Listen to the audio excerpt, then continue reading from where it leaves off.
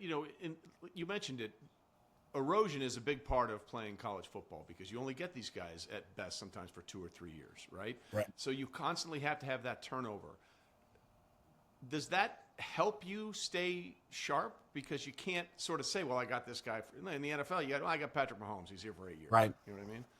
Yeah, it makes you continue to say, okay, our process really matters. This walkthrough rep is very important, right? Because it could be the difference in a win and a loss in a game. And I think retention's been a huge winner for us. This is the 4th year here for us now. We haven't lost a single starter to the transfer portal. We've been able to retain the players that have done a really good job on our roster. They enjoy being here.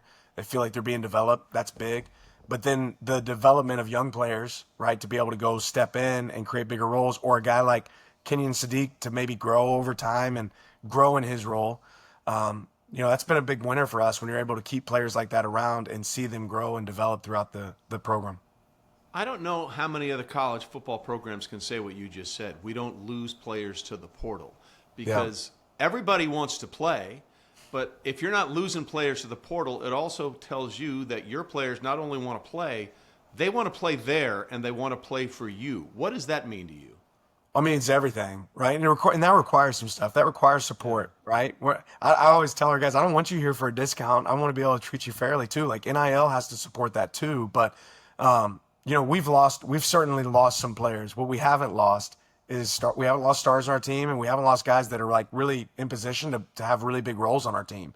And that's huge. And I think that means you have to have honest conversations. You have to have guys that do have a growth mindset.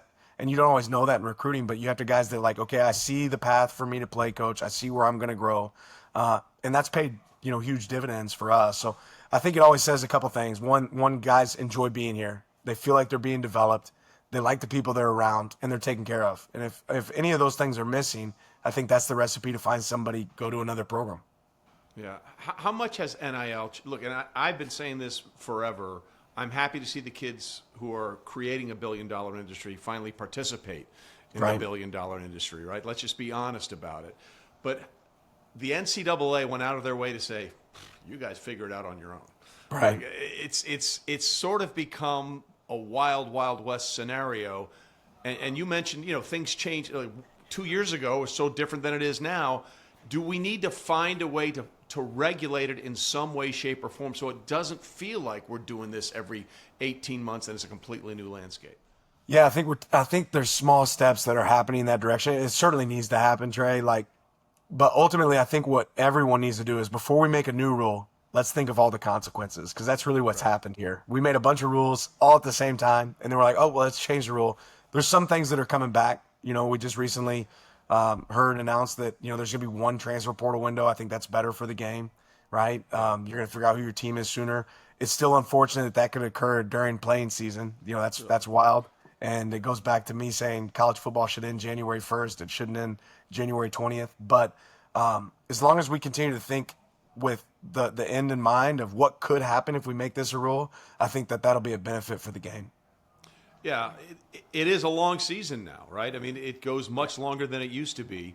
Obviously, the payoff for that is the payday and the exposure and the money that comes with those games and the expanded playoff.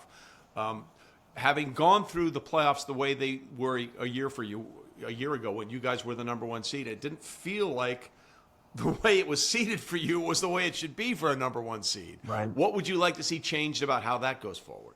I mean, ultimately, for me, there's been a lot of people doing playoffs before it ever got to Division I football, right? The FCS playoffs. William Jewell, baby. Come on, let's go. Exactly. There's a lot of someone that's actually been on that campus, by the way. There you go. God's country. Playoffs have existed for a long time. I think the mess in our sport is when people said, let's have playoffs, but let's still have bowl games.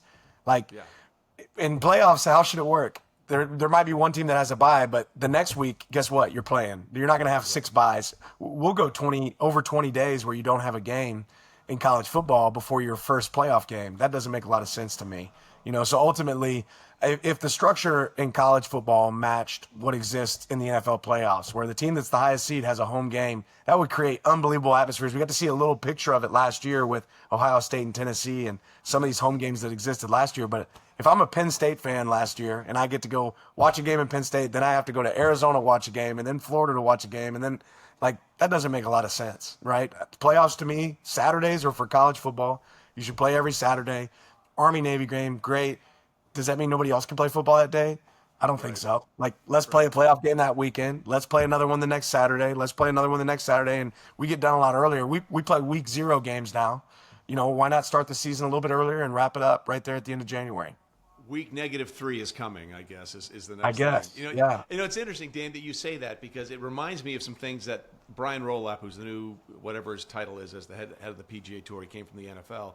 Because, golf is like college football. It's the traditions are what make it, right? But if you're bound by those traditions, then you can't really improve. And you can't really change things in the way that they sometimes need to be changed dramatically.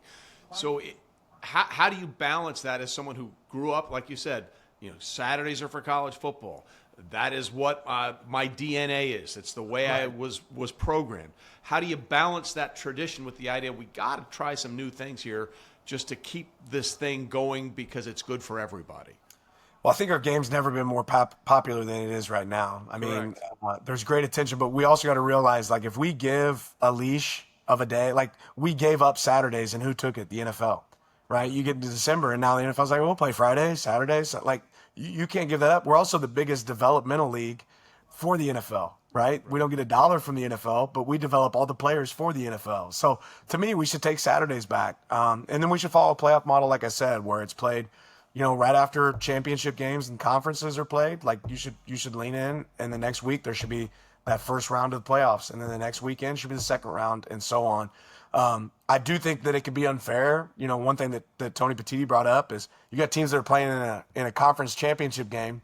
You got other teams that are at home getting healthy before they ever have to play their first playoff game.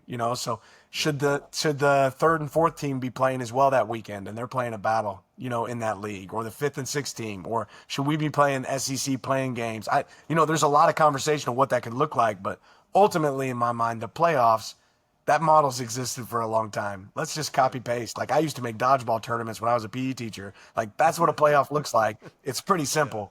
Oh, you never lost. Yeah, you're the number 1 seed. Here you go. Right. You play this team. That's ultimately my mindset. It is crazy sometimes, the gap between when you finish your last regular season game and when I can't remember. I think it was the Auburn-Oregon national championship game. It was like 30-something days before they actually played the title game. So I think, to your point, it does, not only for coaches but for players, being consistent, staying in that rhythm, because you get away for it for 10 to 15 days and kids go home for a while for the holidays, which I understand, and that's important. But suddenly you're not dealing with the same set of kids you had 10 days ago.